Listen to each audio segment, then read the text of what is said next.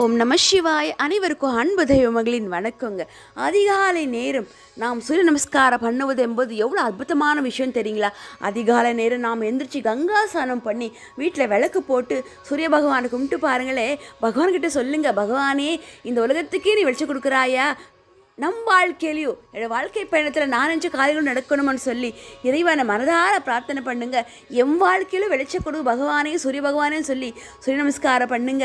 அதே மாதிரி என்னோட ஆன்மீக பயணத்தில் எத்தனோ பயணங்கள் உண்டுங்க. அந்த வரிசையில் இமயமலை யாத்திரை, ஹரித்வார் யாத்திரை என்னால் மறுக்க முடியுமா?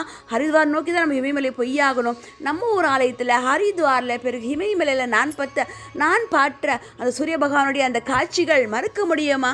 அந்த இமயமலையோட பணியில் சூரிய பகவான் வந்து காட்சி கொடுத்தாரு பாருங்க, மறக்க முடியாத தருணங்க. நம் வாழ்க்கையில் பகவான் நல்ல வெளிச்சத்தை கொடுப்பாங்க.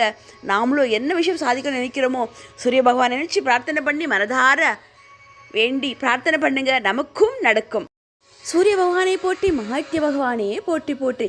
இமயமலையில் அந்த மார்கழி பனியில் உன்னை பார்க்கும்போது எண்ணற்ற மகிழ்ச்சியாக நாம் உணர்ந்தாமா பகவானே, மறக்க முடியுமா அந்த நாட்களை? சுவாமி, நம்ம ஊர் பனி, நம்ம ஊர் மார்கழி பனிக்கு 100% என்றால் அந்த இமயமலையோட அந்த அக்டோபர் மாதத்தோடைய அந்த பனியானது இமயமலையில் 1000க்கும் மேலங்க. மறக்க முடியாமா அந்த தருணத்தை?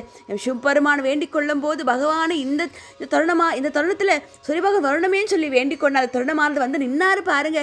எப்படி மறுக்க முடியும்? சூரிய பகவானே போற்றி, மகாத்திய பகவானே போற்றி போற்றி. ஹர ஹர மகாதேவ. சூரிய பகவானை போற்றி, மகாத்திய பகவானே போற்றி போற்றி.